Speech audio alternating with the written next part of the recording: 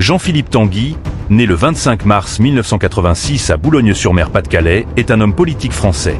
D'abord cadre de Debout la France DLF et proche collaborateur de Nicolas Dupont-Aignan entre 2012 et 2020, il rallie le Rassemblement national RNQ en 2020, principal parti d'extrême droite en France, et crée en parallèle le parti L'Avenir français.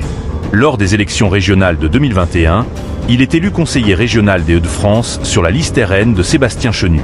Pour l'élection présidentielle de 2022, il est directeur de campagne adjoint de Marine Le Pen puis élu député dans la 4e circonscription de la Somme lors des élections législatives qui suivent.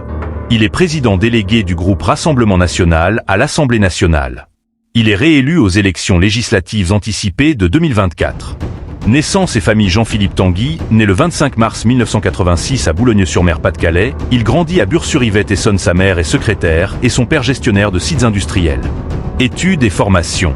Il effectue ses études secondaires au lycée Henri IV. Jean-Philippe Tanguy intègre ensuite la CPGE littéraire du lycée Chaptal à Paris, puis il entre à l'école militaire de Saint-Cyr, mais abandonne la formation au bout de 2 semaines, et se tourne vers un cursus d'histoire à l'université Paris-Nanterre. Il est ensuite diplômé de l'ESSEC promotion 2011 et de Sciences Po Paris Master Affaires publiques, promotion 2012. Dans le cadre de ses études, en 2011, il rejoint Alstom en alternance et intègre le cabinet de Clara Gaimard. Il est critiqué pour avoir lu les informations inscrites par cette dernière sur une clé USB, qui lui aurait prêté, puis les avoir utilisées en tant que lanceur d'alerte auprès de Nicolas Dupont-Aignan dans le contexte du rachat d'Alstom par General Electric. Vie privée, il est athée et ouvertement homosexuel. Parcours politique. Engagement auprès de Nicolas Dupont-Aignan. Après une tentative infructueuse de rapprochement avec les chevènementistes, il s'engage auprès de Nicolas Dupont-Aignan après les élections législatives de 2012. Il est son assistant parlementaire de 2012 à 2020, bras droit de ce dernier. Il dit avoir purgé le parti d'une tentative d'entrisme soralien en 20 132. Il est la tête de liste de Debout la France aux élections régionales de 2015 en Nord, Pas, de Calais, Picardie 6.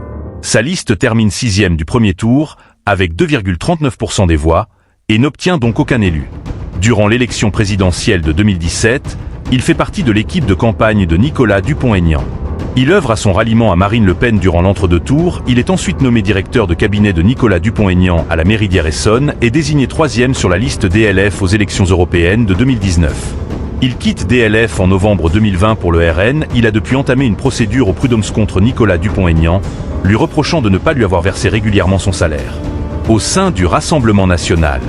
Élections régionales et départementales de 2021 au printemps 2021, il crée le parti L'Avenir français, composé d'ex-DLF gravitant autour du RN.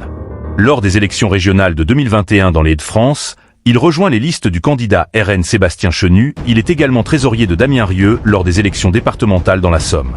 Il est élu conseiller régional dans la Somme. Élections présidentielles et législatives de 2022. Lors de l'élection présidentielle de 2022, il est le directeur de campagne adjoint de Marine Le Pen 15.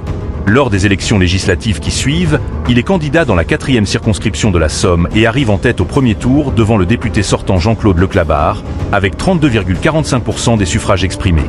Il est élu député au second tour avec 54,59% des voix. Député de la Somme.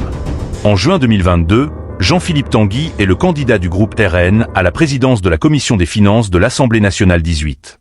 Après avoir évoqué une présidence tournante entre les 3 candidats non-UP, Charles de Courson du groupe Lio, Véronique Louagie du groupe Teller et lui-même, il est battu par l'insoumis Éric Coquerel au 3e tour de scrutin par voix contre après le retrait du candidat Lio, Charles de Courson.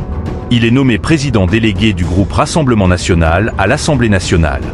Dès les premières semaines de la mandature, il se fait remarquer par ses prises de parole exaltées qui font de lui l'une des figures du nouveau groupe.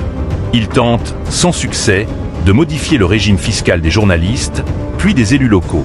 En décembre 2022, il est président de la commission d'enquête parlementaire sur des liens supposés entre des dirigeants politiques français, des personnes privées et des puissances étrangères.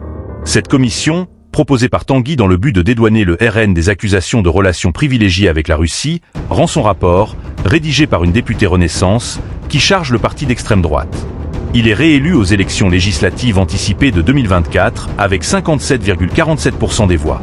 Lorsqu'il milite à Debout la France, il critique le Front National dont il juge qu'il exprime un gaullisme de façade, ainsi que sa ligne qu'il estime homophobe et faisant l'amalgame entre immigration et terrorisme. Suivant le rapprochement de Nicolas Dupont-Aignan avec Marine Le Pen en 2017, il devient partisan de la préférence nationale. Ouvertement homosexuel, il participe en 2018 à la Marche des Fiertés et s'exprime à ce sujet en disant être fier de marcher tête haute et main dans main. Fier de m'engueuler avec ceux qui n'ont pas encore compris que notre bonheur honorait l'âme nationale. Il est favorable au mariage homosexuel, précédemment critique des positions du FN concernant l'homosexualité et l'immigration. Il estime à la suite de son ralliement au parti que Marine Le Pen est la protectrice des juifs et des homosexuels qui ne peuvent plus vivre dans certains quartiers.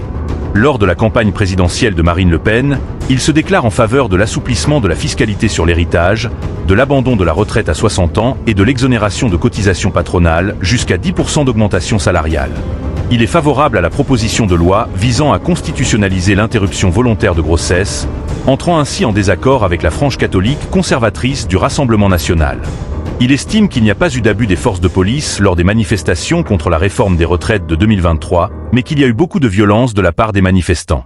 Un an après son élection à l'Assemblée nationale, il a voté en faveur de 57% des principaux textes présentés par le gouvernement et contre dans 29% des cas 28.